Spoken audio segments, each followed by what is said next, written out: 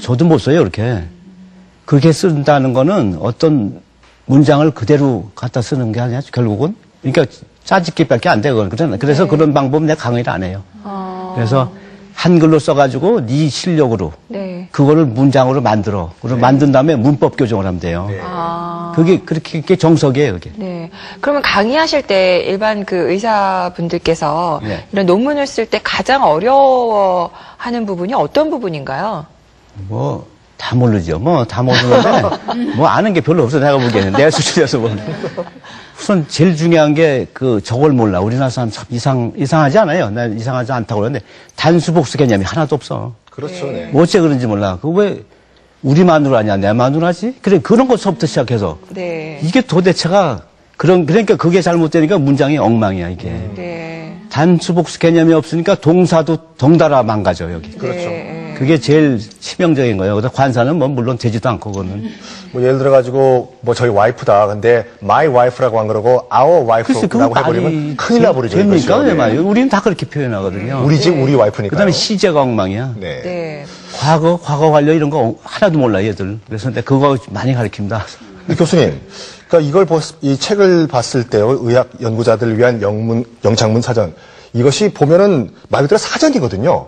그 사전을 한 거는 편찬하셨는데 예. 시간이 어느 정도 투자가 됐습니까? 자료 수집은 한 20년 했고 20년. 자료 수집은 그다음에 나중에 자료가 너무 많아지니까 책으로 만드는 게 낫겠다 그래서 3년 전에 다시 시작을 해서 정리 작업.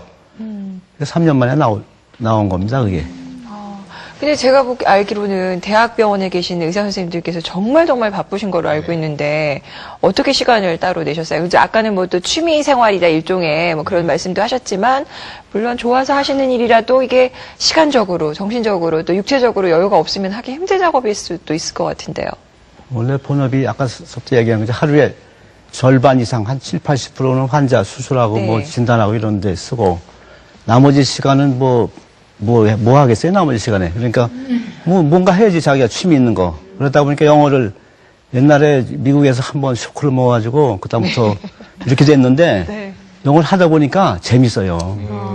이런 일반 문법책에 없는 것들을 많이 자꾸 알게 돼. 여기저기서 봐서.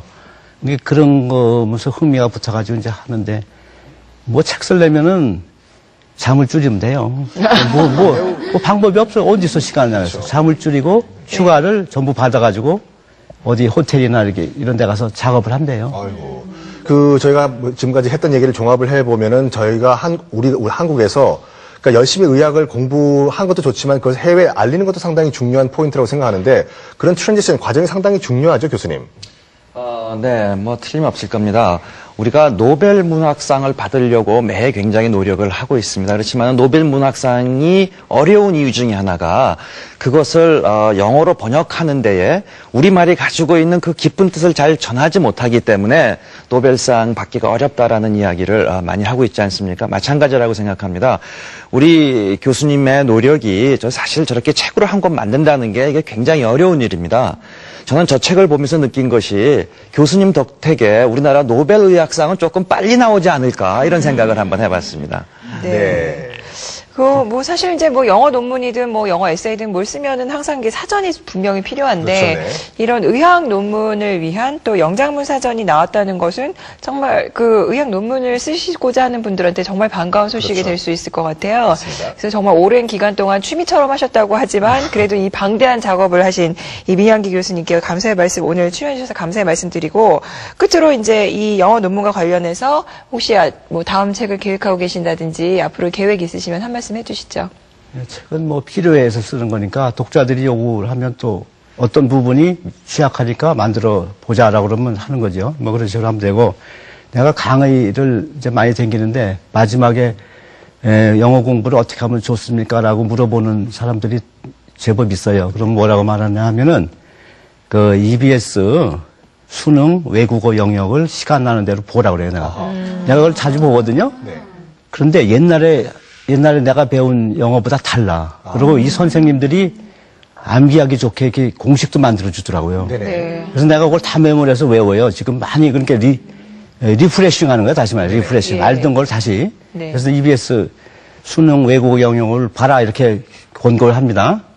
그리고 내가 이제 마지막으로 하고 싶은 거는 나처럼 엄청난 고생을 하지 말고 그냥 여태까지 나와 있는 책자나 뭐 이런 거를 보고 열심히 하다 보면 나보다는 그래도 50분의 1 정도의 노력으로 되지 않을까 하는 게 바람이에요. 그래서 우리나라가 아까 초두에 말한 것처럼 영어 논문 강국 만들기에 이 책이 조금이라도 도움이 되면 저는 아주 저자로서 네. 만족을 할 것 같습니다. 예. 자, 서울대학교 이비인후과의 민양기 교수님께 여러분 큰 박수 부탁드립니다. 감사합니다.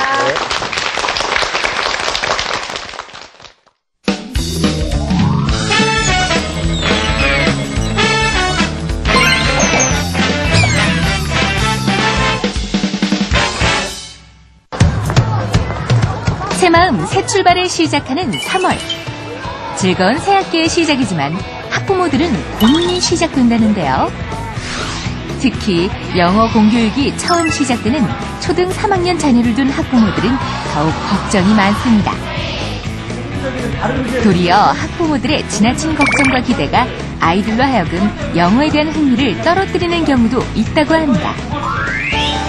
영어 공교육과 함께 사교육을 찾게 된다는 초등 3학년. 학부모들의 고민을 덜어줄 영어 궁금합니다. 지금 시작합니다. 공교육 과정에서 이제 처음으로 영어를 접하게 되는 시기가 바로 초등학교 3학년인데요. 그렇죠. 요즘 이 시기에 이제 영어 학습이 어떻게 이루어지는지도 좀 저희가 살펴볼까 하고요. 맞습니다. 예. 그래서 이제 그뿐만 아니라 영어 공부법뿐만 아니라 학부모님들이 또 가져야 될 또 학습 자세도 저희가 얘기를 나눠볼까 하죠. 예, 오늘 함께 얘기 나누어 주실 분 소개해 드릴게요. 서울 복례초등학교의 임정은 선생님을 스튜디오에 모셨습니다. 안녕하세요. 어서 오십시오. 자, 이제 새 학년, 새 학기가 이제 시작되는데요. 만약 학습 학부모님들한테 어떤 질문을 가장 많이 받습니까? 영어 학습에 대해서요. 대부분 영어를 어떻게 하면 잘할 수 있는지라는 그렇겠죠. 질문이 많고요. 네. 또 구체적으로 들어가자면 지금 파닉스를 다 떼고 들어가야 하는지 지금 우리 아이가 듣기는 잘하는데 말하기는 안 됩니다. 저 어떻게 하면 좋을까요? 그런 이야기도 많으시고 그리고 영어는 벌써 일찍부터 시작했어야 되는데 우리 아이 너무 늦은 게 아닌가요? 이런 질문들도 많이 하십니다.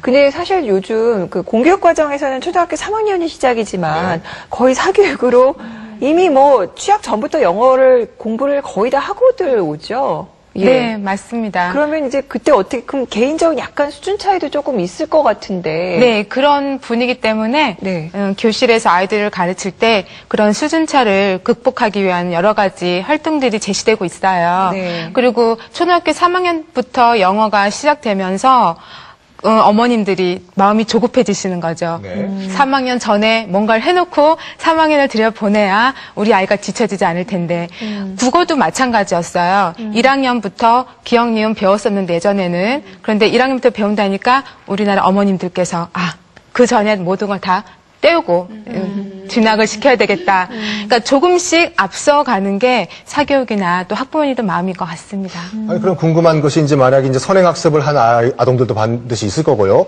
그다음에 처음부터 이제 알파벳 ABC를 배우는 학생들도 있을 건데, 그럼 초등학교 3학년 공교육, 영어 교육이 이제 처음 시작되는 시점에 그런 영어 수업의 수준은 어느 정도에서 정하십니까? 그래서 국가에서 정해지는 교육 과정이 있어요. 국가 교육 과정이라고 하는데 이것이 몇 년씩 갱신되면서 편성이 되는데요.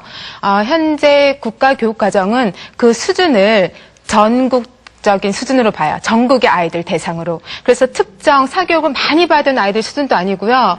그렇다고 어느 특정 지역에 학부모님들이 관심이 많으신 그런 집단의 어떤 수준을 두는 것도 아니고 평균화시켜서 평준화된 상태의 수준을 맞추기 때문에 아이들이 ABC도 모르는데 어떡하지? 이런 걱정 없이 3학년 교육과정을 받을 수 있게 구성이 되어 있습니다. 네.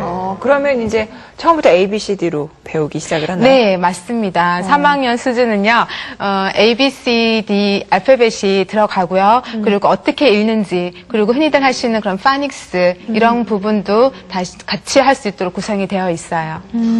그러면 구체적으로 이제 쓰기, 읽기, 말하기, 그다음에 그다음에 듣기 여러 분야가 있을 건데 어느 정도로 그 레벨을 책정하십니까? 그 부분도요. 국가교육과정에서 목표를 제시를 하고 있습니다. 초등학교 3학년부터 4, 5, 6학년 각 학년별로 성취 기준하는 게 있어요.